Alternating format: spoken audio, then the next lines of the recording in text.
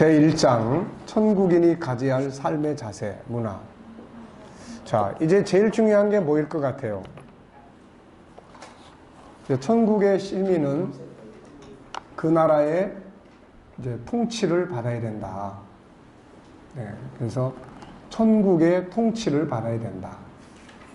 우리의 왕은 하나님이시다. 자, 1번 하나님은 우리의 왕.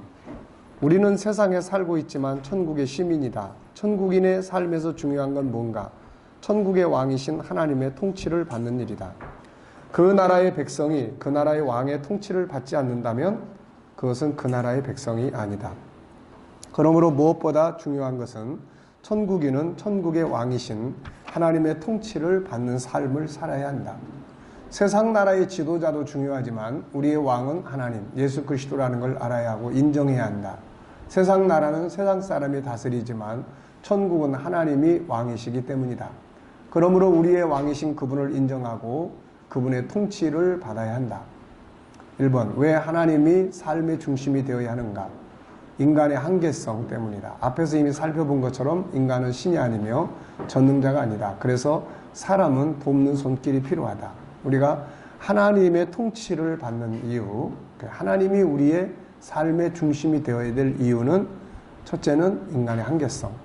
그래서 시편 127편 1절 2절 하나님이 집을 세우지 아니하시면 세우는 자의 수고 헛되며 여호와께 성을 지키지 아니하시면 파수꾼의 깨어 있음이 헛되다. 그래서 일찍 일어나고 늦게 누우며 수고하는 것이 다 헛되다. 이런 이야기죠. 참으로 중요한 말씀이다. 사람이 아무리 수고를 해도 인간의 힘만으로는 한계가 있다. 하나님의 도움이 사람에겐 절대로 필요하다. 그래서 인간은 하나님 중심으로 살아야 한다. 하나님을 중심으로 살 때 이것이 바로 자신을 위한 삶이 되는 것이다. 안타까운 것은 수많은 사람들이 참 하나님을 부인할 뿐 아니라 거짓된 우상들을 신으로 숭배하고 있다. 하나님을 떠난 인간은 고아와 같을 수밖에 없고 인생이 불행해질 수밖에 없다. 인간은 신이 아니기 때문이다. 두 번째, 하나님을 떠나서는 인간의 실체를 알 수가 없다. 우리가 하나님 중심으로 살아야 할 중요한 이유 중에 하나는 그분을 떠나서는 우리의 실체를 알 수 없기 때문이다. 사람은 스스로 존재하는 것이 아니라 하나님의 지으심을 받았다. 그러므로 하나님을 떠나면 자기 자신을 잃어버리게 된다. 인간이 인간의 실체를 바로 알지 못하면 잘못된 삶을 살 수밖에 없다. 그걸 대표적으로 보여주는 것이 진화론이다. 인간을 동물이 발전한 것으로 만들어버린 이 이론은 인간의 본질은 영을 부인함으로써 인간으로 하여금 육적인 것만 추구하게 만들었고 약육강식의 질서 속에서 고통받게 하고 있다. 그래서 우리가 하나님 중심의 인생을 살아야 한다. 하나님 안에 들어올 때 우리의 참모습을 찾을 수 있고 이 안에서 인간다운 삶을 만들어갈 수 있다. 셋째, 하나님을 떠나면 어떻게 살아야 하는지 어디로 가는지를 알지 못한다.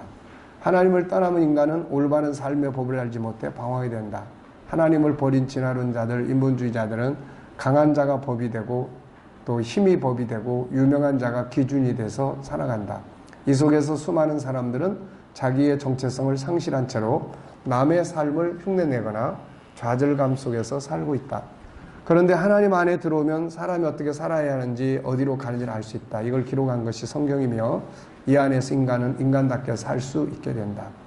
특히 우리가 하나님 중심의 인생을 살게 될 때 하나님께서는 우리를 안내해 주실 거룩한 성령을 보내주심으로써 우리를 그 나라에 이르기까지 보호하시고 안내해 주신다. 네 번째, 하나님을 떠나면 구원의 길이 없다. 인본주의 속에는 구원이 없다. 그래서 사람들은 영원한 멸망으로 가고 있다. 그런데 하나님 안에 들어오면 인간이 구원받아야 하는 자라는 걸 알게 해주며 구원의 방법 그리고 구원자 구원의 세계인 천국에 이르기까지 모든 걸 보여준다. 사람이 세상에서 아무리 많은 걸 누리고 산다 해도 구원받지 못하면 가장 불쌍한 자가 된다. 두 번째, 하나님을 왕으로 모시는 하나님의 중심의 삶은 어떻게 사는 건가? 첫째, 하나님을 왕으로 인정하고 하나님께 대한 신뢰를 갖는 거다. 믿음이 없이는 하나님을 기쁘시게 하지 못한다. 그래서 하나님께 나아가는 자는 반드시 그가 계신 것과 그가 자기를 찾는 자들에게 상준이신임을 믿어야 한다. 그래서 하나님을 왕으로 인정하는 게 중요하다는 거죠. 믿음은 하나님의 살아계심과 그분의 역사심에 대한 신뢰다. 수많은 신본주의 사람들은 어떤 상황에서 하나님을 신뢰했고 행동했다. 그분을 인정하고 신뢰하는 것은 참으로 중요하다.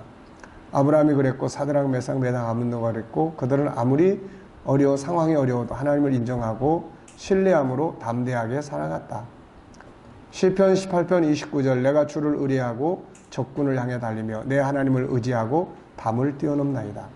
어떤 상황에서도 그분의 통치와 섭리, 인도하심을 믿고 기다렸다. 그들은 항상 희망 속에서 살아갔다. 욥이 그랬고 요셉이 그랬다. 둘째, 그분의 말씀에 대해 신뢰와 믿음을 갖고 순종한다. 하나님 중심으로 사는 사람들이 가장 중요하게 여기는 것은 성경이다. 성경은 그분께서 우리에게 주신 사랑의 편지다. 이 말씀 속에는 하나님을 인도하시는 모든 내용이 들어있다. 그래서 말씀을 가까이 하는 것은 하나님을 가까이 하는 것이요, 말씀을 멀리 하는 것은 하나님을 버리는 것이라고 하셨다. 호세아 4장 6절은 내 백성이 지식이 없으므로 망하는도다 라고 말씀을 했죠.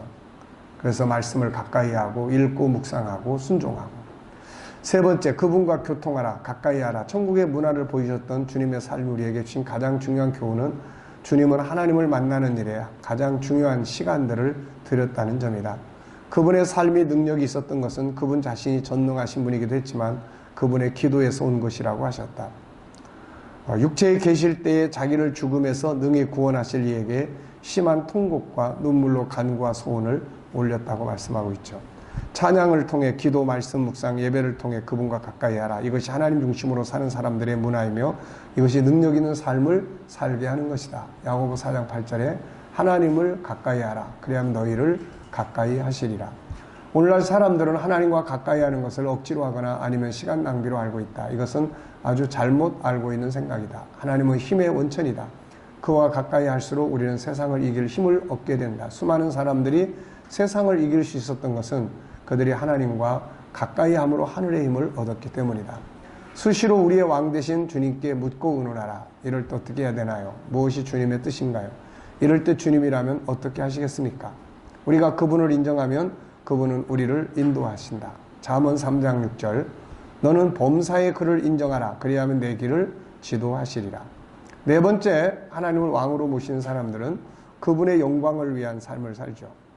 바울은 고린도서 10장 31절에서 무엇을 먹든지 마시든지 하나님의 영광을 위해서 하라 하고, 빌립보 1장 20절에는 살든지 죽든지 내 몸에서 그리스도가 존귀하게 되게 하려 한다고 고백을 합니다. 하나님 중심의 인생을 살고자 하는 신본주의자들은 이제 하나님의 영광을 생각할 수 있어야 한다. 자기 마음대로 행동하는 게 아니라 하나님의 기쁘신 뜻을 생각하며 사는 것이다. 예수님도 항상 하나님의 기쁘신 뜻을 따라 산다고 고백했고, 사도 바울은 하나님의 기쁘신 뜻이 무엇인지 늘 분별하라고 당부하고 있다. 특히 나의 잘못된 행동 때문에 하나님의 이름이 비판을 받지 않도록 주의해야 된다. 바울은 그런 문제를 지적을 했어요. 하나님의 이름이 너희 때문에 이방인 중에서 모독을 받는도다. 그런데 중요한 것은 이 같은 삶이 나 자신을 지키는데 너무나 중요한 능력이 된다는 사실이다. 사람들은 하나님 중심으로 사는 것을 하나님께 구속받는다고 생각을 하고 싫어한다. 그러나 사실 자세히 돌아보라.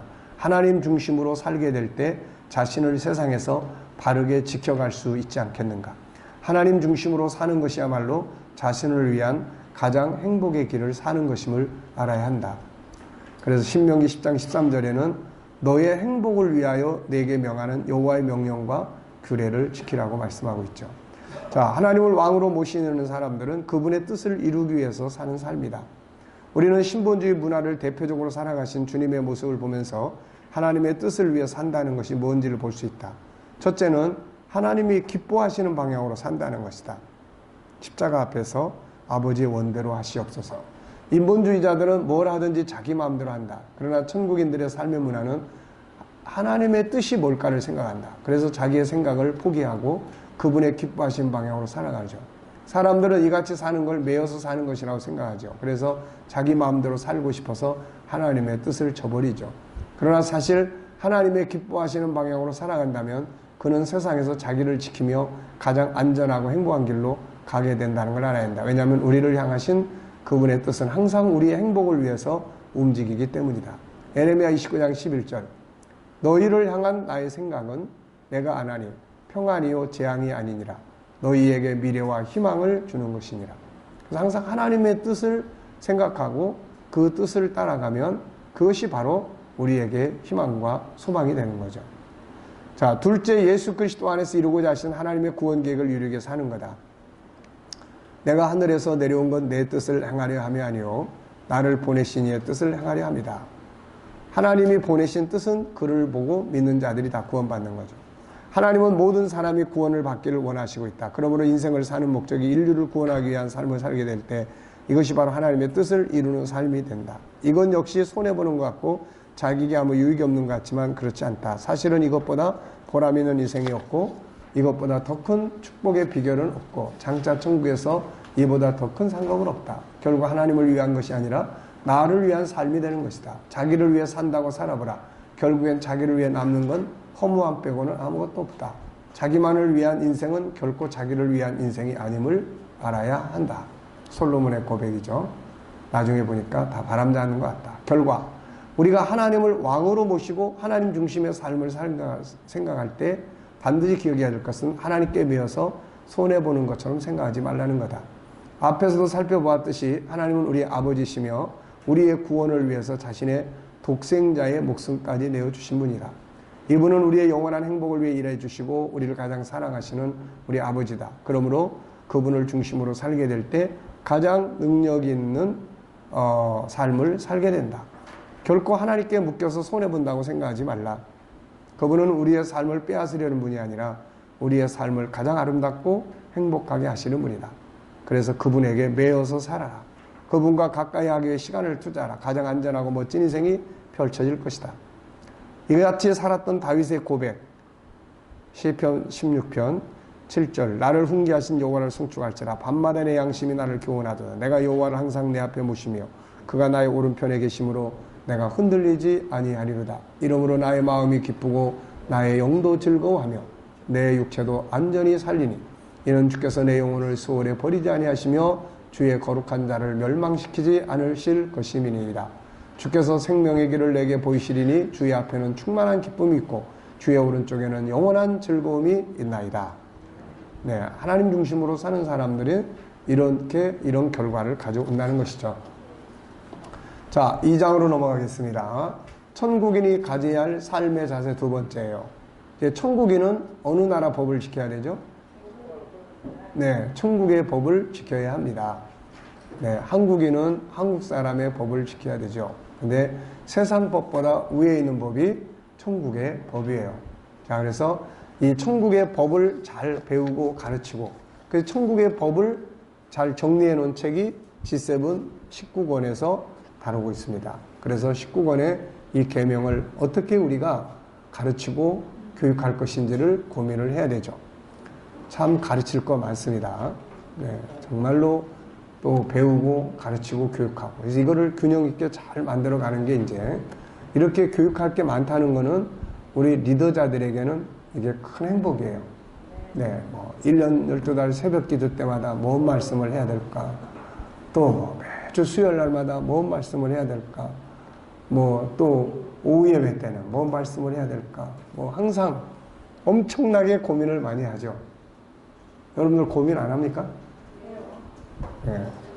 근데 이제 이렇게 교육할 수 있는 게 많다는 거는 감사한 일이죠. 네, 저는 이제 주로 요즘에는 이제 주일날 낮에는 이제 예수님의 그 마태복음, 예수님의 발자취, 그 예수 위의 예수교실, 이거를 이제 주로 중심으로 설교를 해 나가면서 뭐 특별한 때는 특별한 말씀을 나누고 해요. 네, 그래서 이제 새벽 기도 때는 성경 강해를 합니다. 그래서 신약 성경을 지금 쭉 하는데 순서대로 하는 거죠. 순서를 하면서 그 안에 들어있는 이제 우리가 지금 공부하는 이런 것들이 그 안에서 다 이렇게 그 말씀 속에서 이제 풀어서 뭐 정리를 해요. 그래서 빌레몬서까지 지금 하고 있습니다. 그리고 이제 주일날 오후에는 이제 성경 각 책을 한 권씩 정리를 해요.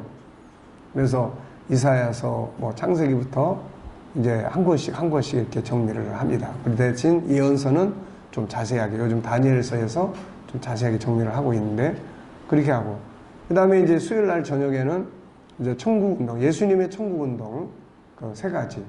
그래서 하나는 뭐예요? 이제 말씀으로 천국을 전파하시는 거. 그래서 뭐 전체를 정리를 하고, 그 다음에 이제 치유, 자유, 그 다음에 이제 문화. 그 지금 문화를 다루는 그런 과정에 있어요. 치유 자유하는 시간에는 이제 예수님이 일단 오셔서 치유케 하신 일들, 자유케 하신 일들을 참 정리를 하고 우리가 치유하고 자유케 할 수 있는 일들이 무엇인지 그런 것들을 이제 다루는 거죠. 그리고 이제 금요일날 저녁에 이제 은혜를 받아야 되니까 금요일날 저녁은 뭐 이제 불로 해야죠. 그래서 그날은 기도하는 날이고 안수 기도하는 날이니까 그래서 이제 기도할 수 있는 말씀들을 전하고 그리고 이제 은혜 받는 시간들을 금요일날 나오시는 전체를 다 하셔요? 예 금요일날은 이제 다 집회를 하는 거죠 이제. 성령의 역사를 나타나는. 예 은혜 받는 분들 뭐 또 그런 하나님의 역사들 어쨌든 기도하는 곳에는 그런 역사들이 있는 거니까. 네. 자, 그래서 이제 그렇게 일단은 하고 있습니다. 그래서 지금은 이제 이 G7을 어떻게 어디에다가 어떤 형식으로 교육을 할 수 있도록 할 거냐. 그래서 지금 많은 생각을 하고 있어요. 그래서 각 구역마다 G7의 과목을 선택해서 공부할 수 있도록 이렇게 할 거냐. 아니면은 어떤 시간대를 해서 할 거냐. 아니면은 하나님의 형상에 대한 성품별로 공부할 수 있는 기회를 일주일에 월화 수목금 이렇게 해서 할 수 있을 거냐. 하여튼 여러 가지 다양한 부분들을 생각을 많이 하고 있습니다. 뭐 어쨌든 가르치고 전할 수 있는 것이 풍성하다는 것은 리더자들에게는 큰 행복이고 축복이에요. 이건 뭐 평생 가도 아마 다 다루기 힘들 거니까 이게. 네. 자, 그래서 천국의 법을 이게 얼마나 참 좋은 책인지 몰라요. 다 그렇지만은 계명을 다룬 책이 사실 알고 보면은 참 좋은 책입니다. 하나님의 계명을 우리가 한번 이렇게 정리해 볼 수 있다는 거. 네. 자, 그래서 천국인은 천국의 법을 살아야 된다. 자, 천국의 왕이신 하나님이 주신 그 나라의 법, 어느 나라든 그 나라의 법이 있다. 로마에 가면 로마 법을 따르라고 말한다. 천국도 역시 나라이기 때문에 그 나라의 법이 있죠. 천국의 왕이신 하나님은 이 법을 우리에게 주셨는데 그것이 율법, 곧 성경이죠. 그래서 하나님께서는 이 법을 지키라고 말씀했죠. 이스라엘아 내 하나님 여호와께서 내게 요구하는 것이 무엇이냐. 곧 내 하나님 여호와를 경외하여 그의 모든 도를 행하고 그를 사랑하며 마음을 다하고 뜻을 다하여 네 하나님 여호와를 섬기고 내가 오늘 너의 행복을 위하여 네게 명하는 여호와의 명령과 규례를 지킬 것이 아니냐. 이 명령과 규례 이게 율법이고 이게 법이에요. 이게. 근데 사실 유대인들은 이걸 철저하게 가르치고 철저하게 교육하고 철저하게 살아요. 이걸 풀어서. 근데 우리는 법이 없어. 은혜는 있는데 법이 없는 거예요. 그러니까 뭐를 지켜야 될지 잘 몰라요. 그 중에 딱 몇 가지만 우리가 알고 있는 거. 주의를 지켜라. 11조 해라. 뭐 요 두세 가지 이외에는 법을 몰라요. 이게. 심지어는 뭐 십계명 같은 것도 잘 모르고 있죠. 네. 그래서 저희는 이제 매달 마지막 주일날 교독문을 꼭 십계명을 교독을 해요. 매월 마지막 주에는 이것만큼은 절대 잊어버리면 안 된다. 예, 사도신경은 고백을 하죠. 그 다음에 이제 십계명 이거를 주일날 예배 때 그래서 이거를 꼭 기억을 하세요. 그리고 이제 교독을 해요. 평상시는 이제 뭐 절기에 따라서도 하고 시편을 주로 이제 교독문으로 삼고. 근데 이제 그것만 가지고는 안 되니까 그래서 앞으로 이거를 어떤 방식으로 주보에다가 매주마다 계명을 적어 놓을까. 예배당 안에다가 들어오면 계속해서 이 법을 볼 수 있도록 이게 붙여야 되고 가르쳐야 될까. 아이들에게는 이 법을 어떻게 가르쳐야 될까. 가장 어렸을 때부터 이 법을 가르쳐야 된단 말이에요, 이게. 그래서, 이런 법을 우리가. 자, 레위기 18장 2절. 너는 이스라엘 자손에게 말하여 이르라. 나는 여호와 너희 하나님이니라. 너희는 너희가 거주하던 애굽 땅의 풍속을 따르지 말며. 이게 애굽의 풍속을 그대로 이스라엘 사람들이 사실 처음에 망한 이유는 애굽 풍속 때문에 망한 거예요, 이거. 나중에 그 후손들이 망한 건 가나안 땅의 풍속 때문에 망한 거예요. 그러니까 애굽 땅의 풍속도 따르지 말고 너희를 인도할 가나안 땅의 풍속과 그 땅의 규례도 행하지 말고 문화죠. 너희는 내 법도를 따르며 내 규례를 지켜 행하라. 나는 너희의 하나님 여호와니라. 너희는 내 규례와 법도를 지키라. 사람이 이를 행하면 그로 말미암아 살리라. 나는 여호와니라. 법을 주실 때 그 법은, 하나님의 주신 법은 신명기 10장 13절은 우리의 행복을 위해서 주는 거예요. 행복. 그걸 지키면은 행복이 와. 신명기 28장 1절은 세계 속에 뛰어난 민족이 돼. 예, 뛰어난 민족이 되는 거예요. 그리고 복을 받게 돼. 하는 일이. 이게 하나님의 법의 특징이에요, 이게. 네. 근데 우리는 복은 달라고 하는데 계명, 복을 받을 계명을 안 지켜. 뭔지 몰라, 이게. 천국의 법인 하나님의 말씀을 지키고 살아갈 때 행복하고 세상에 뛰어난 백성이 되고 나가도 들어가도 복을 받게 된다고 하신 거죠. 자, 이 율법책을 내 입에서 떠나지 말게 하라. 율법책을, 이 율법을 떠나지 말게 하라. 이걸 기록된 대로 지켜 행하라. 그러면 형통하게 된다. 네. 그러므로 천국인들은 성경을 열심히 읽고 그 속에 들어있는 질서를 지키는 훈련해야 하고 그렇게 살아야 합니다. 그러면 이 땅에서도 천국 행복을 누리게 되는 거죠. 법의 구분. 법이라고 하는 건 믿음의 법과 행함의 법이 있어요. 믿음의 법, 이건 구원의 법이죠. 죄사함 받고 구원받는 건 행위의 법이 아니라 구원의 법을 통해서 이루어져요. 이 법은 믿음으로 받아들여져야 합니다. 자, 요한복음 3장 16절, 로마서 10장 9절 다 믿음을 강조하죠. 그 다음에 행함의 법이 있어요. 지켜야 할 법. 이건 십계명을 비롯해서 다양한 법들이에요. 하나님께 대한 법, 사람과의 관계법, 다양한 삶에 대한 법들이에요. 그래서 이런 법들을 우리가 기억하고 지켜갈 때 하나님께서 우리 가운데서 그 법이 역사를 하는 거죠. 야고보서 1장 25절 자유롭게 하는 온전한 율법을 들여다보고 있는 자는 듣고 있는 자가 아니요 실천하는 자니 이 사람은 그 행하는 일에 복을 받으리라.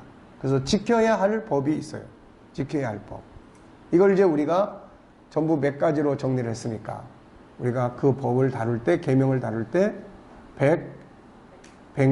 114가지, 14가지를 114가지 네, 다뤘어요. 그래가지고 맨 첫 번째 법이 뭐였어요? 맨 첫 번째 법이 예수 믿는 법. 예, 요한복음 3장 16절. 우리는 구약 시대가 아니에요. 그래서 율법은 전부 613가지인데 그 중에서 정리해보면 이건 이스라엘 민족, 유대인들과의 관계된 법도 있어요. 뭐 가나안 땅을 가서 멸망시켜라. 이거는 우리의 법이 아니에요. 뭐 절기를 지켜라. 이것도 우리 법이 아니고 또 뭐 제사제도 이것도 우리 법이 아니고 그래서 그런 거 다 정리하고 산상수훈을 중심으로 예수님을 중심으로 해서 십계명을 다시 정리한 게 그 계명의 내용이에요, 이게. 그래서 그 속에서 예수님의 법, 예수를 믿는 게 첫 번째 계명이야, 우리는. 그런데 예수를 딱 믿고 나니까 그분이 우리한테 계명을 줬어요. 새 계명을 주노니 사랑하라. 그 다음에 들어가 보니까 사랑해야 될 대상에 대한 말씀을 주셨어요. 첫째는 하나님을 사랑하고 둘째는 내 이웃을 사랑해라. 그러면 하나님 사랑하고 이웃을 사랑하는 법이 뭐냐? 그게 십계명이에요. 그래서 구약 중심의 십계명 해석이 아니라 예수를 중심으로 한 십계명을 정리를 해서 그 외에 하나님 중심의 삶이 뭔지, 그 다음에 또 하나님의 이름을 이렇게 망령되이 하는 게 뭔지, 또 하나님의 안식일을 지키는 법, 그 다음에 사람 사랑에 대한 법, 부모 공경의 법, 가정의 법이죠. 그 다음에 살인하지 않는 법, 자기 살인, 다른 사람에 대한 살인, 이런 법들을 이제 성경에 쭉 정리를 다 한 거 했어요. 간음하지 말라는 법, 또 뭐 마지막 또 내 이웃의 것을 탐내지 말라는 법, 이런 것들을 이게 알고 보면 G7의 과정들을 그 안에 들어가 보면은 뭐 그 안에 들어있는 게 거의 다 이 성품에 관계된 내용들이에요, 이게. 그래서 우리가 이제 그런 법을 우리가 다 공부를 했지만 그 법을 공부한 것으로 끝나지 말고 이제 이걸 어떻게 교회가 하나님의 법을 존중히 여기고 그 법을 따라서 살아갈 수 있을 것인지에 대해서 그거를 항상 듣고 보고 할 수 있도록 만드는 것이 이제 우리 할 일이죠. 자, 법, 지켜야 될 법. 그 다음에 이제 활용해야 될 법, 활용해야 될 말씀들이 있어요. 때로는 성경 속에 들어있는 자연 만물의 환경이나 질서들을 활용해서 성공한 사람도 많죠. 성경은 진리를 담은 책이에요. 다시 말하면 성경의 모든 말씀은 사실을 다루고 있고 말씀 하나하나 속에는 지키고 활용하면 복을 받게 되는 원리가 들어있어요. 그래서 이 사람들은 성경을 그대로 갖다가 활용한 사람들이에요. 여기 나온 사람들. 이집트에서 석유를 발견한 세계적인 석유회사 스탠다드 오일. 어느 날 이 사람이 성경을 읽다가 머릿속에 번개처럼 스쳐가는 게 있었어요. 모세 어머니가 갈대 상자를 가져다 역청과 나무진을 칠했다. 여기에 힌트를 얻었어요. 그래서 그 지역에 분명히 역청, 이 오일이 나온다 해가지고 파가지고 거기서 기름을 찾아낸 그런 회사죠. 이 회사가 역청, 석유의 원유죠. 모세 어머니가 역청을 사용했다. 감독관은 확실한 영감이 들어왔어요. 그게 흘러서 사람이 그냥 눈으로 보기에도 흘러나올 정도면 이건 대단한 거죠, 이게. 자, 그래서 대규모 유전을 발견했죠. 1800년대 후반 미국의 해군 장교인 메스 폰테인 모리, 공중의 새와 바다의 물고기와 바닷길, 이 바닷길의 힌트를 얻어가지고 이 사람은 해상 지도를 그려냅니다. 이게 바다에도 길이 있구나. 이거를 알게 된 거죠, 이게. 그러니까 이런 것들은 이제 지켜야 될 법이라기보다는 갖다가 활용을 해야 될 법들이에요, 이런 것들은. 또 성경을 사랑한 또 한 사람 심푸슨 의사. 이 사람은 창세기 2장 21절 22절 하나님이 아담을 재우고 여기서 힌트를 얻어가지고 마취제를 개발을 하죠. 피레침 욥기 38장 35절 내가 번개를 보내요 가게 하되 이거를 딱 보면서 이 사람은 힌트를 얻은 거죠. 그래서 최초로 피레침을 발명을 합니다. 인 앤 아웃 햄버거 우리나라에도 이게 들어와 있죠. 근데 엄청 이게 수량을 딱 제한해 가지고 판다고 그러더라고요, 이거. 네. 근데 이 회사 사람은 신명기 28장 1절을 보면서 6절 들어와도 복을 받고 나가도 복을 받는다. 그러니까 들어오면서 주문하고 나가면서 받아가지고 가는 이거를 착안을 한 거예요. 그래가지고 이 회사가 엄청나게 성장을 한 회사입니다. 그리고 포장지마다 다 하나님 말씀을 다 기록을 해줘. 버거 포장지엔 요한계시록 3장 20절, 밀크쉐이크 컵에는 잠언 3장 5절, 물컵에는 요한복음 3장 16절, 감자튀김 봉지에는 잠언 14장 16절. 세계적인 거대 기업들이 이 회사를 흡수하려고 했는데 다 거절했어요. 이유는 선교사를 후원하는 믿음의 기업으로 남기 위해서 그렇게 운영을 했어요, 이 사람. 자, 그러니까 이렇게 성경 말씀에 있는 법을, 축복의 법을 지켜야 될 것도 있고 갖다가 인용해서 왜? 성경은 진리를 담고 있는 책이기 때문에 그 속에 엄청나게 인류 역사, 과거, 현재, 미래. 요즘에 제가 예언서를 다룰 때 항상 다루는 관점이 몇 가지가 있어요. 하나는 예언서는 미래의 역사를 보여준다. 4차 산업과 관계된 이야기를 요즘 그 예언서를 통해서 많이 해요. 예를 들면은 우리가 마지막 시대에 이제 앞으로 4차 산업 시대의 미래로 갈수록 인간성은 어떻게 돼요? 인간성 다 파괴되는 거예요. 그게 디모데후서 3장의 이야기예요. 사람이 돈을 사랑하고 정이 없어지고 싸나오고 그러면 그 시대에 해야 될 직업 중에 가장 중요한 직업이 뭐예요? 인간성이 그렇게 파괴되는 시대 속에서 빛을 볼 수 있는 직업이 뭐예요? 그게 이제 인간성 회복이야. 우리가 하는 이 G7 운동이라고요, 이거. 이거를 더 구체화하고 더 활용성 있게 하고. 제가 지금 성품을 교육하기 위해서 집을 방문하기 시작을 했어요. 내가 그거를 하면서, 시작을 하면서 옛날부터 이야기했던 앞으로는 이런 과외 선생이 반드시 필요한 시점이 온다.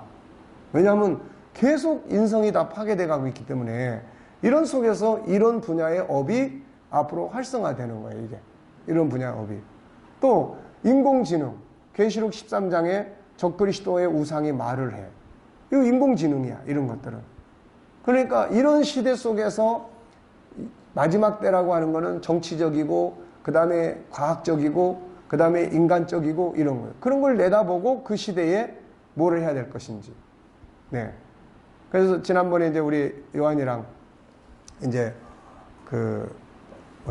태국의 아이들에 대한 태국이 너무 요즘에 애들이 막 타락하고 게으르고 막 이런 문제를 이야기를 해서 야, 거기에 뭔가 해야 될 업이 만들어질 수 있겠다, 야, 이거.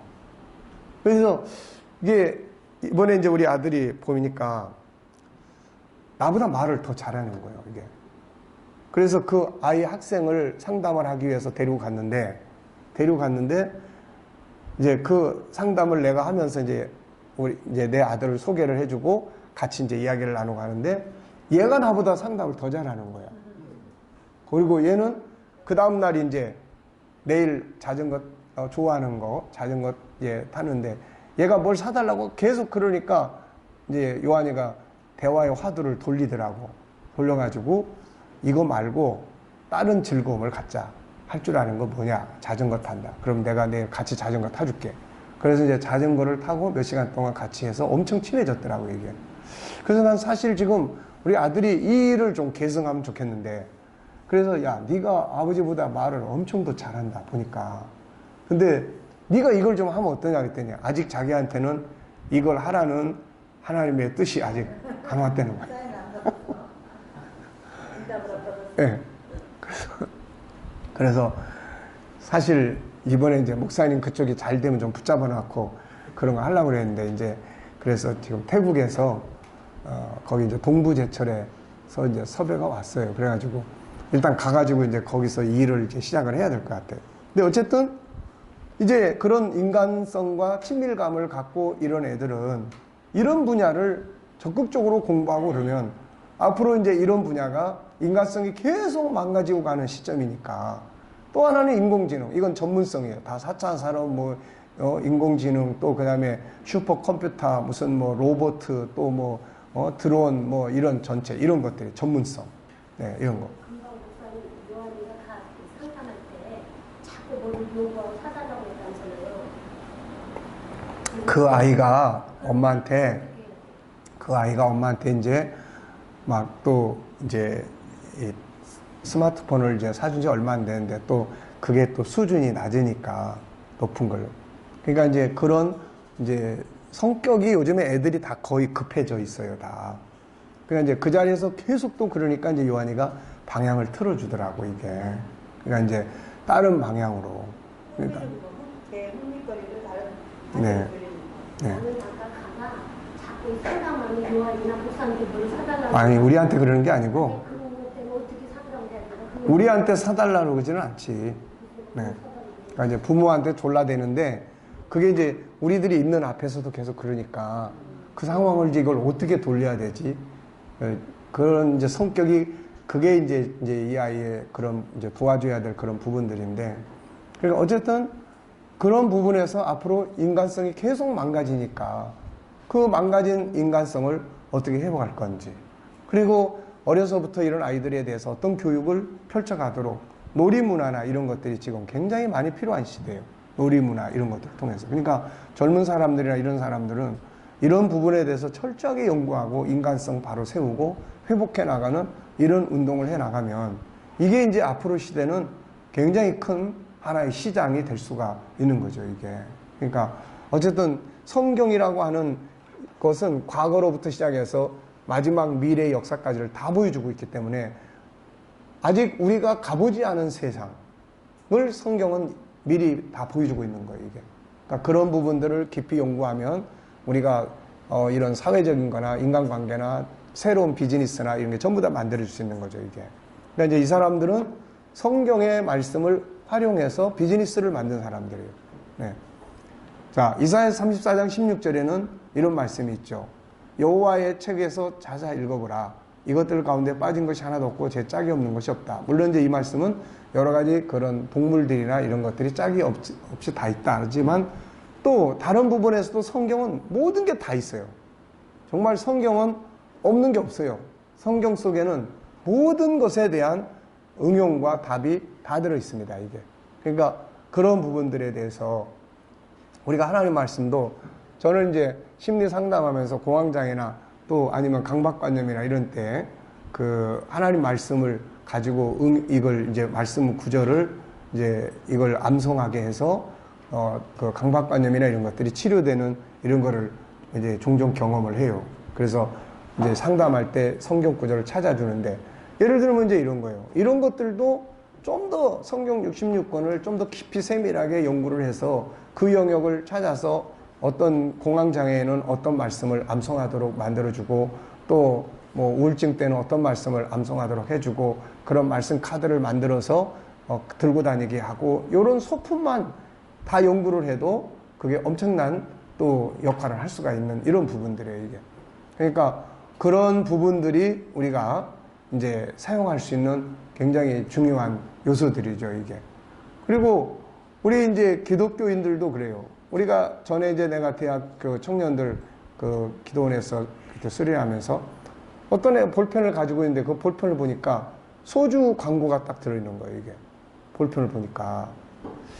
그래, 야, 이게 지금 이 볼펜을 딱 보면은 무슨 생각이 들까? 무슨 생각이 들 것 같아요? 한 잔 마시고 싶은 생각이 들겠죠.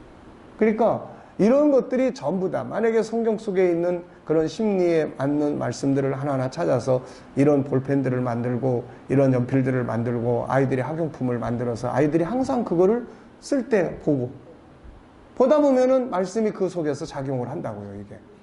정보라는 것이 감정을 만드는 거기 때문에.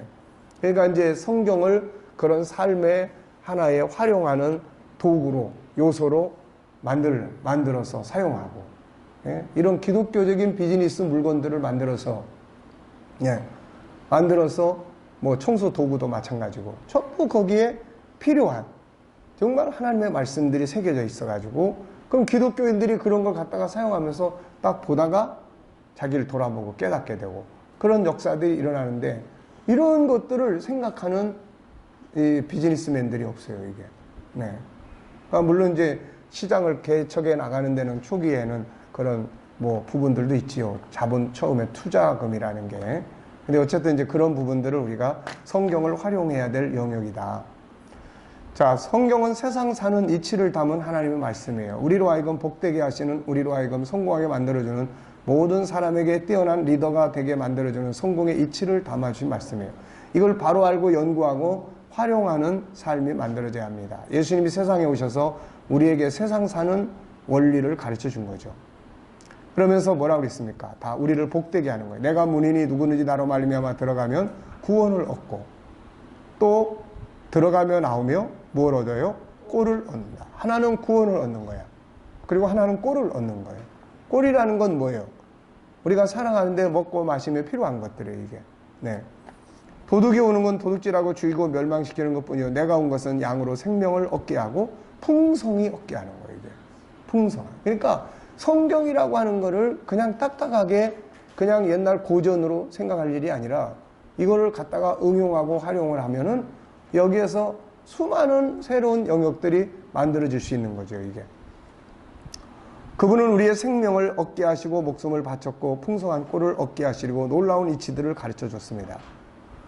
자, 2000년 시드니 다이빙 분야 올림픽 금메달리스트 로라 윌킨슨. 모든 카메라가 중국 선수들의 경기 모습을 담기에 분주한 그때 한쪽에서 순서를 기다리고 있는 미국 국가대표 로라 윌킨슨. 예선전부터 준결승을 거쳐 결승까지 5위에 머물고 있는 로라 윌킨슨. 올림픽 출전 3개월 전 오른쪽 발 뼈 부상으로 7주간 병원에 누워있던 그녀에게 결승전 진출은 대단한 성과다. 그래서 이제 항상 미도를 잃지 않는 로라. 총 5차전까지 치르는 10m 플랫폼 결승전에서 로라 윌킨슨은 2차전 모두 5위에 그쳤고 선두와 60점 차이가 난 상황. 결승전 3차전 최고 점수를 얻어 순식간에 선두와 격차를 벌인 대반전이 일어났다. 다이빙 때 서서 도약 직전까지 계속 뭔가를 중얼거리는 로라. 그녀가 중얼거리는 건 빌립보 4장 13절. 내게 능력 주신 자 안에서 내가 모든 걸 할 수 있느니라. 4차전 다시 최고 점수를 얻은 그녀로 인해 모든 취재인과 관중들은 술렁이기 시작했다. 잇따른 중국 순서들의 실수로 4차전에서 1위로 올라선 로라 윌킨슨. 마지막 5차전 자신의 최고 난이도 기술을 선보일 차례. 이 순간 그녀가 믿고 의지하는 건 빌립보 4장 13절 말씀이었다. 7주간 병원에 있을 때 올림픽을 포기하려던 그녀에게 주님은 이 말씀을 주시며 그녀를 응원했다. 로라는 이 말씀을 붙잡고 언제나 승리의 미소를 지을 수 있었다. 금메달이 확정된 순간 대역전의 비결을 묻는 취재진의 질문에 저에게 능력 주시는 분이 일을 했습니다. 그 아테네 올림픽과 세계 선수권대회에서도 금메달 행진을 이어간 로라 윌킨슨. 성경 말씀을 믿는 믿음의 사람을 통해 36년 만에 미국은 다이빙 여자 10m 플랫폼 종목에서 금메달을 목에 걸었다. 천국의 법인 하나님의 말씀은 이처럼 우리 행복하게 하고 능력 있게 만들어준다. 그러므로 성경은 복 있는 사람은 주의 말씀을 주야로 묵상하는 자로 설명한다. 자, 천국의 법을 지키기 위한 방법. 천국의 법은 살리는 법이요, 구원받게 하는 법이요, 복을 받고 승리하게 하는 법이다. 그러므로 이 천국인들은 이 법을 적극적으로 활용할 수 있어야 한다. 천국의 법을 활용하기 위해서 필요한 방법들은 뭔가? 읽는 자, 듣는 자, 또 기록하고 말하는 자, 묵상하고 이런 거죠. 들어야 한다. 암송하라, 기록하라, 나누라, 묵상하라, 실천하라. 네. 자, 그래서 우리가 천국인의 두 번째 문화는 뭐예요? 법을 지켜라. 근데 그 법, 계명을 우리가 이제 정리를 했고, 그 다음에 성경에 있는 구절들을 그대로 갖다가 자기 비즈니스에, 자기 삶에 활용할 수 있다. 하나님의 법은 그래서 우리에게 복을 주게 된다는 것이에요, 이게. 잘 이해됐습니까? 그러니까 우리가 이 성경을, 하나님의 법을 어떻게 연구하고 어떻게 해서 살아가도록 현장에서 만들어 가도록 할 것이냐에 대한 부분들이에요, 이게. 네. 유대인들은 이걸 너무너무 잘하는 거예요. 그러니까 그들이 잘 될 수밖에 없는 거죠. 하늘의 복은 예수 믿고 구원받지만 이 땅의 복은 법을 지킴으로 이루어지는 것들이에요, 이게. 네. 자, 세 번째 과정입니다. 천국인이 가져야 될 세 번째. 천국인들은 인생관이 나그네 인생관을 가져야 되죠. 나그네 인생관. 천국인들은 세상이 이끄는 삶이 아닌 천국이 이끄는 삶을 살아야 한다. 천국인들은 이 땅의 인생이 나그네임을 인식해야 한다. 이 세상에 태어나 살아가는 사람 중 누구도 이 세상에 영원히 사는 사람 없다. 모두가 다 나그네로 왔기 때문이다. 우리를 세상에 보내신 하나님은 우리에게 이렇게 말씀하셨다. 레위기 25장 23절 토지를 영구히 팔지 말 것은 토지는 다 내 것이다. 사실 땅의 임자는 하나님이죠. 그리고 너희는 거류민이요. 네, 구번역에는 너희는 다 나그네요. 이렇게 되어 있어요. 동거하는 자로서 나와 함께 있느니라. 하나님은 우리가 잠시 머무는 거류인, 구번역엔 나그네라고 말씀해요. 우리는 모두 돌아갈 고향이 있는 사람들이다. 그것도 아주 좋은 나라, 세상보다 비교할 수 없는 아름다운 기업이 있는 고향을 가진 사람들이다. 사도 바울은 인생의 과정을 다음과 같이 설명했죠.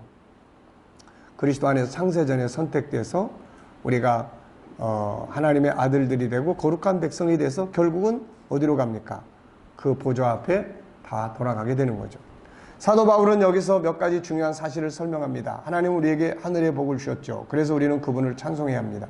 그 복은 우리를 창세전에 선택하셔서 이 세상 오게 되었고, 그분이 우리를 세상에 보낸 것은 세상에서 끝나는 게 아니라 거룩하고 흠이 없는 모습으로 그분 앞에 서기 위함이에요. 이 말씀이 이루어진 곳이 요한계시록 7장 9절이죠. 다시 말하면 우리는 모두 그분 앞에 서기 위해 나그네로 세상에 온 사람들이라는 것이다.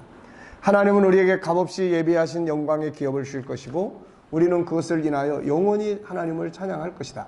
이것을 보여주는 책이 요한계시록 7장 22장이다. 이것 때문에 우리가 세상에 왔고 살고 있는 것이다. 어디서 와서 어디로 가는가를 분명히 밝혀주고 있죠. 자, 인생은 허무한 것이 아니라 가장 위대한 영광과 성공을 향해서 가고 있는 과정이죠. 인생의 여정 7단계.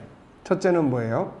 하나님의 계획 속에 있고, 2단계 어머니 태 안에, 3단계 영유아기 엄마의 품 안에, 4단계 초등학교부터 대학까지의 교육과정, 5단계 사회생활과 가정을 이룬, 6단계 직장에서 퇴직부터 부르심 받기까지, 7단계 하나님께로 돌아가 영생의 삶을 살게 됩니다. 어느 시기 하나 중요하지 않은 것이 없어요. 그래서 앞으로 이제 이 G7과 태교, 또 G7과 영유아 교육, 그래서 이제 이런 부분들을 정리를 해볼 생각입니다. 자, 결국 2기에서 6기까지 이 땅에 살다가 완성편인 7기는 하나님의 나라에서 영원히 살게 돼요. 중요한 건 이 땅의 삶이 영원한 하늘의 영광을 만들게 되는 거예요. 그러므로 이 땅에 사는 동안의 삶을 아무렇게나 살아서는 안 되며 소중하고 아름답게 살아야 한다. 나그네 인생을 어떻게 살아야 되는가? 중요한 것은 무엇인가? 우리는 모두 이 땅에서 영원히 사는 사람들이 아니라 하늘에서 영원히 살게 된다. 그래서 이 땅의 모든 인생은 영원히 머물지 않고 지나간다. 그래서 인생을 나그네 혹은 외국인, 거류인이라고 말한다. 그렇다면 나그네의 삶을 어떻게 살아야 잘 사는 것일까? 특히 돌아갈 고향 곧 천국을 알고 있는 천국인들은 어떤 삶을 살아야 할까? 자, 우선 소망의 삶, 욕심 없이 사는 삶, 부끄럽이 사는 삶, 사랑하며 사는 삶, 상급을 쌓는 삶, 기쁘게 사는 삶, 준비하며 사는 삶. 첫째, 소망의 삶. 외국에 가 있는 사람들은 자기 나라, 자기 가족이 있는 곳을 생각하며 소망하며 살죠. 오래전에 아프리카 지도자를 초청해서 훈련하게 됐는데 처음에 그들은 한국에 와서 천국에 와 있는 것 같다고 이야기를 했어요. 그런데 3주가 지나고 한 달쯤 되어가자 그들은 빨리 자기 나라로 돌아가고 싶어 했습니다. 이것이 바로 나그네의 삶이에요. 우리 역시 돌아갈 그 나라에 대한 소망을 가지고 살아야 한다. 베드로는 이걸 산소망, 바울은 복스러운 소망이라고 했다. 그 나라에 대한 믿음, 돌아갈 날에 대한 믿음, 그 나라의 기업에 대한 믿음, 영생의 믿음을 가지고 소망이 있을 때 세상을 이길 수 있고 행복하게 살 수 있는 놀라운 능력이 된다. 둘째, 욕심 없이 사는 삶. 이 세상에 있는 것들은 영원한 우리의 재산이 아니다.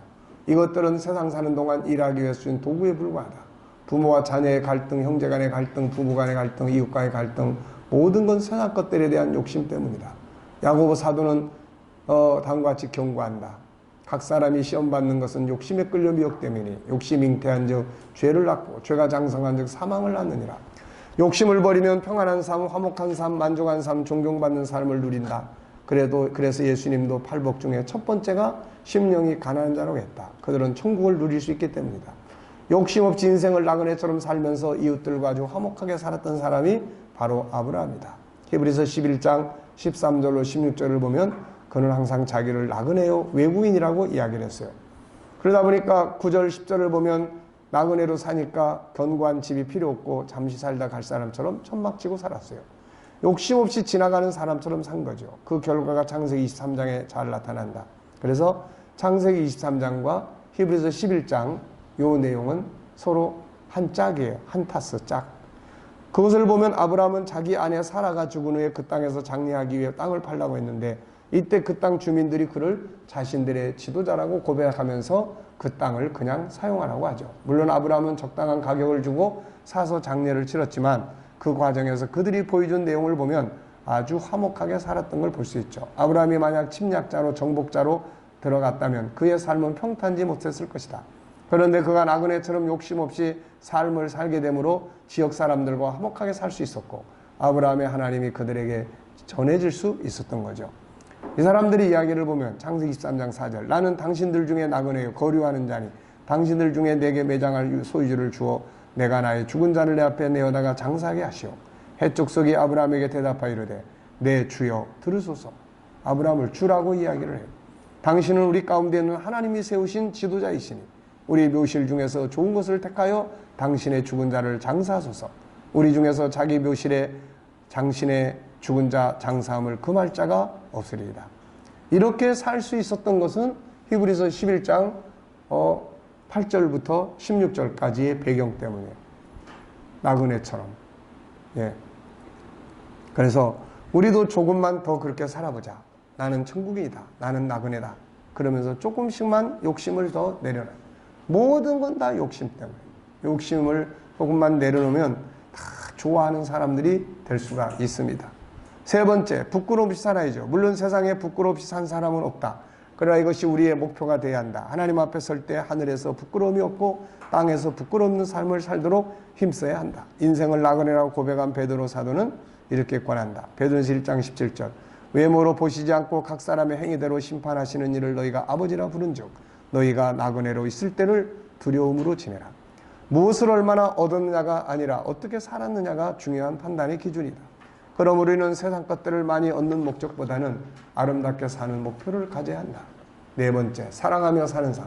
천국을 아는 분들은 사랑을 제일 많이 강조하죠. 그 이유는 천국은 사랑의 질서가 실현된 곳이기 때문이에요. 이 세상은 약강식의 질서가 실현되고 있어서 고통이 있죠. 인간은 본래 사랑의 질서 속에 살도록 창조되어 있습니다. 사랑의 질서를 만나 행복해요. 천국에서 오신 천국의 왕은 사랑을 실천할 뿐 아니라 우리에게 사랑의 계명을 주죠. 그래서 천국을 아는 사람들은 한결같이 사랑을 강조해요. 네. 왜? 그게 천국의 법이기 때문에 그래요. 천국을 다녀온 바울 사도는 사랑이 없으면 모든 것이 아무것도 아니라고 합니다. 새하늘과 새 땅을 설명한 베드로 사도 역시 무엇보다 뜨겁게 사랑하라고 당부하고 있고 새하늘과 새 땅이 임하는 걸 보고 기록한 사도 요한은 사랑이 없으면 그 안에 생명이 없는 것이라고 말합니다. 그는 하나님은 사랑이라고 설명합니다. 사랑은 배려고 나누는 것이며 수용하는 것입니다. 그리고 그의 생명을 위해 자신을 희생하는 것이죠. 상급 쌓는 삶, 우리가 살게 될 나라가 천국이요 우리의 누릴 영원한 기업이 하늘이 땅을 알게 되면 뭘 하며 살아야 할 것인지를 알게 된다. 천국의 왕이신 예수님은 세상에 오셔서 이렇게 말씀했죠. 너희를 위하여 보물을 하늘에 쌓아두라. 천국을 다녀온 바울은 이렇게 말하죠. 이 세대의 부한자들을 명하여 마음을 높이지 말고 정함이 없는 재물에 소망을 두지 말고 오직 우리에게 모든 걸 후히 주사 누리게 하시는 하나님께 두며 선을 행하고 선한 사업을 많이 하고 나누어 주기를 좋아하며 너그러운 자가 되라. 이것이 장래에 자기를 위해 좋은 터를 쌓아 참된 생명을 취하는 것이니라. 외국에 가서 일하는 사람들은 자기 보물을 어디다 다 보내요? 고국으로 다 보냅니다. 우리도 마찬가지. 세상은 일하는 곳이지 쌓아놓고 누리는 곳이 아니라 우리가 누릴 것은 하늘의 나라, 우리의 고향이다. 그러므로 그곳에 우리의 보물을 쌓아야 한다. 이 땅에서는 힘을 다해 나누고 받은 달란트대로 사명에 충성하고 선을 행하고 복음을 헌신해야 한다. 이것이 천국의 보물을 쌓는 길이기 때문이다. 자, 기쁘게 사는 삶을 살아야 한다. 기쁘게 살아야 돼요. 즐겁게 살아야 됩니다. 괜히 인상 쓰고 살 필요 없어요. 솔로몬은 전도서를 통해서 인생의 날들이 속히 지나가는 것임을 말한다. 자신도 이걸 깊이 느꼈기 때문이다. 그러면서 그가 권고한 것은 사는 동안 어떻게 살아라고 했어요? 기쁘게 살아라. 전도서 3장 12절 13절 사람들이 사는 동안에 기뻐하며 선을 행하는 것보다 더 나은 것이 없는 줄 내가 알았고 사람마다 먹고 마시는 것과 수고함으로 낙을 누리는 그것이 하나님의 선물인 줄 또한 알았도다. 9장 7절 너는 가서 기쁨으로 내 음식물을 먹고 즐거운 마음으로 포도주를 마실지어다. 이는 하나님이 내가 하는 일들을 벌써 기쁘게 받으셨음이니라. 내 헛된 평생의 모든 날 곧 하나님이 해 안에서 내게 주신 모든 날에 네가 사랑하는 아내와 함께 즐겁게 살지어다. 그것이 내가 평생의 해 아래서 수고하고 얻은 내 몫이니라. 인생의 성공이란 뭘까? 많은 사람들은 목표를 세우라고 하면 물질적인 걸 얻는 데만 방향을 둔다. 그러나 더 중요한 성공의 목적은 어떻게 사는 거예요? 기쁘게 사는 것이다. 어떤 사람들은 목표를 잘 세웠고 그걸 얻었는데도 우울하고 슬프고 분노하며 산다. 이건 얻은 것이 아니다. 이건 고통이다. 인생의 진정한 성공은 바로 기쁘고 즐거운 삶을 사는 것이다. 기업은 하늘에 있다. 나그네 인생은 그냥 즐겁고 기쁘게 살면 되는 거예요. 그래서 바울 사도가 항상 기뻐하라. 내 기쁘게 사는 거예요. 어떻게 그냥 지금 얼굴들이 다 슬퍼. 얼굴들이 다 지쳐 있어. 피곤하죠? 자, 우리 다 한번 웃어봅시다. 시작. 네. 기쁘게 사는 겁니다. 네. 그러니까 뭔가 얻으려고 하는 거를 목적으로 삼기보다는 기쁘게 사는 거를 목표로 삼아야 된다. 자, 준비하며 사는 삶. 예수님은 우리에게 결산의 날이 있음을 말씀하시면서 준비하라고 하셨다. 이러므로 너희도 준비하고 있으라. 생각지 않은 때에 인자가 온다. 천국은 우리를 보내신 주인 되신 하나님과 결산하는 곳이다. 그러므로 이 땅의 삶으로 모든 게 끝난다고 생각하면 안 된다.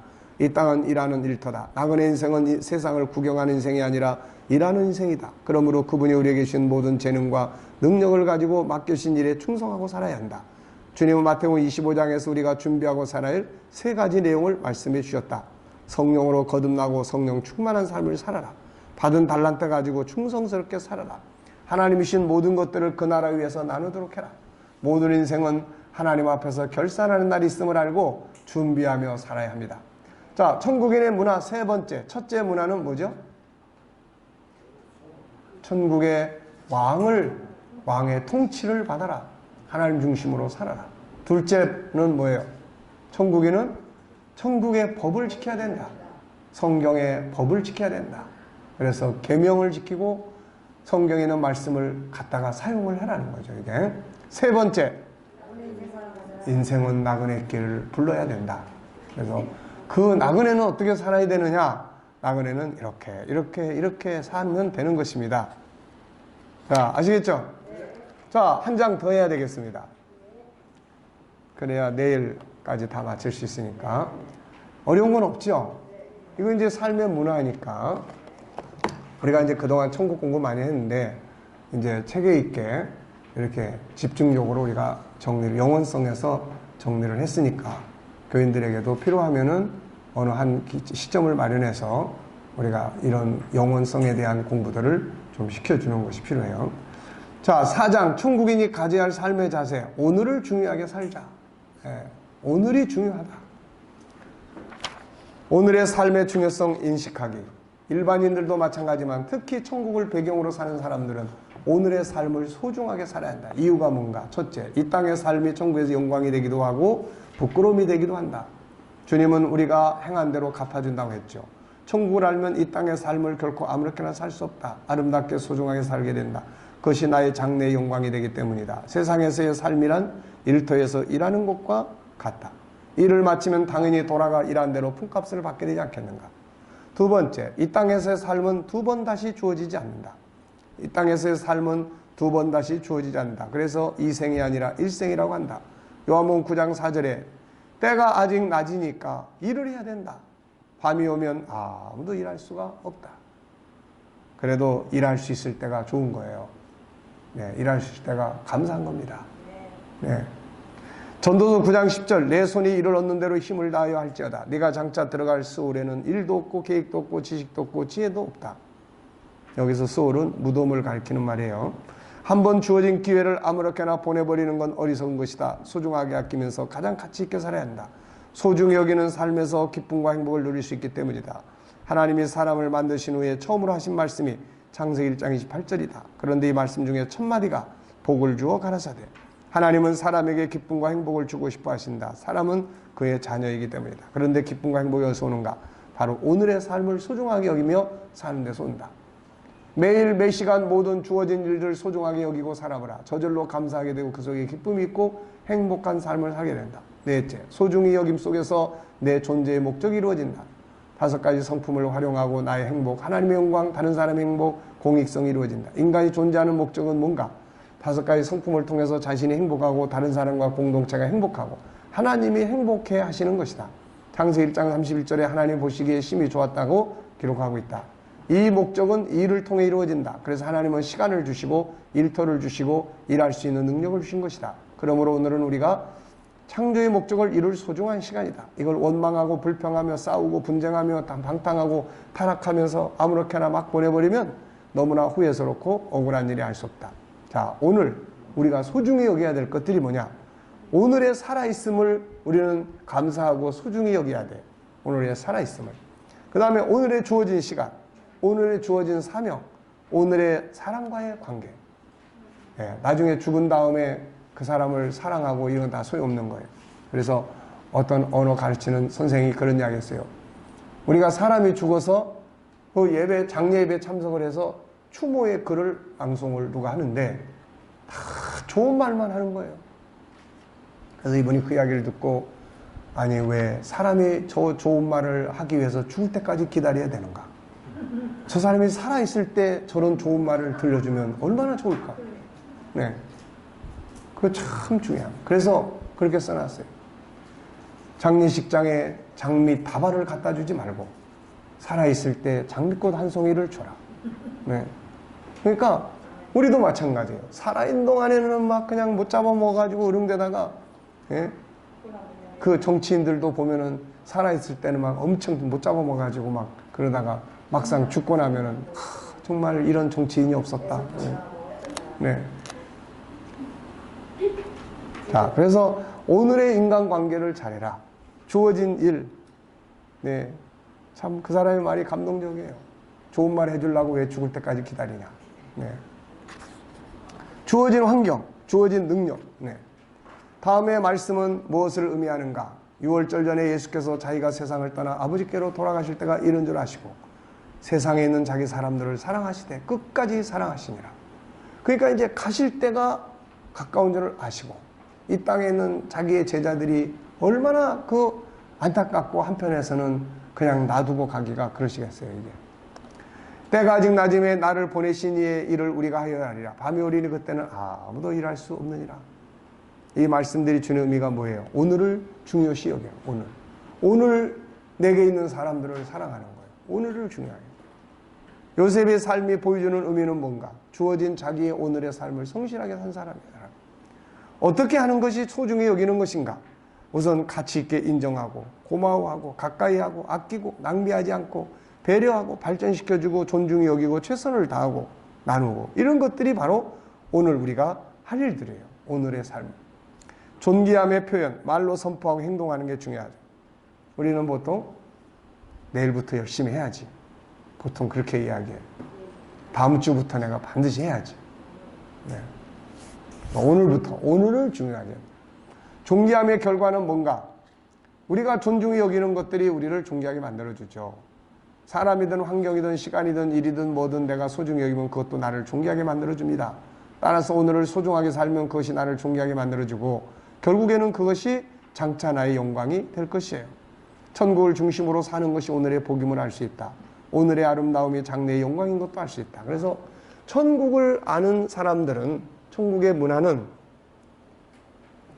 오늘을 가치 있게 귀중하게 아름답게 아침에 눈 뜨면 하나님 앞에 감사함으로 출발을 하고 하루를 알차게 헛되지 않게 쓸데없는 일을 말을 하고 쓸데없는 일을 하는 데다가 하루를 낭비해버리면 안 되는 거예요.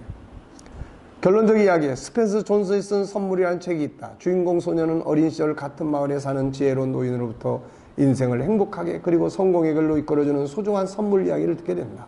이 소녀는 어른으로 성장해가면서 숱한 인생의 환멸과 좌절을 겪을 때마다 노인이 들려주었던 세상에서 가장 소중한 선물이 뭔지를 생각하다가 드디어 깨닫는 기쁨을 얻는다. 행복해지고 성공하고 싶을 때 현재에 집중해서 살아야 한다는 것.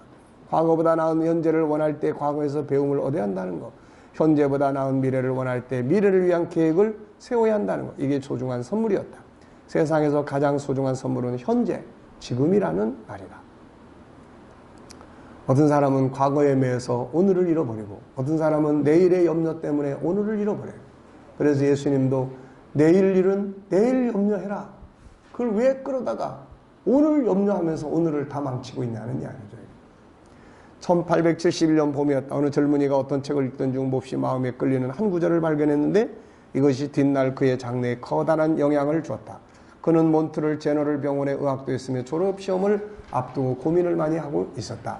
시험에 통과할 수 있을런지, 만일 떨어지게 되면 무엇을 할 것이며 어디로 가야 하며 개업은 어떻게 해야 되는가, 그리고 앞으로 어떻게 생활할 것인가에 대해 고민하던 참이었다. 그런데 젊은 의학도가 1871년에 읽은 그 한 구절이 그를 그 시대의 가장 유명한 의사로 만들어줬다. 그는 세계적으로 알려진 존스 홉킨스 의과대학을 창립했고 영국의 의사로는 최대 영예인 옥스퍼드 대학의 명예교수까지 되었다. 영국 왕실로부터 명예로운 자기를 수여받았으며 죽은 뒤에는 1500페이지 이르는 그에 대한 2권의 전기도 간행되었다. 그의 이름은 윌리엄 오슬러 경이다. 그가 읽은 책의 구절은 이런 말이에요. 우리가 해야 할 중요한 일이란 먼 곳에 있는 희미한 것을 보는 것이 아니라 자신 가까이에 명확하게 보이는 것을 실행하는 일이다라는 말이 있는데, 이 한마디로 그는 일생 동안 온갖 고민으로부터 해방되었어요. 멀리 보이는 희미한 것 때문에 고민하는 게 아니고 가장 가까이 명확하게 보이는, 그게 언제 보이는 거예요? 오늘의 일이에요. 오늘. 오늘보다 소중한 건 없다. 오늘의 시간과 삶을 소중하게 살자. 이것이 천국인들의 삶의 자세다. 자, 천국인의 네 번째 문화는 뭐예요? 오늘을 중요하게 살아라. 오늘을 잃어버리면서 내일을 잘 살겠다고 하는 사람은 다 그거는 안 맞는 이야기입니다. 그래서 오늘을 소중하게. 네. 자, 오늘 공부는 여기까지 하겠습니다.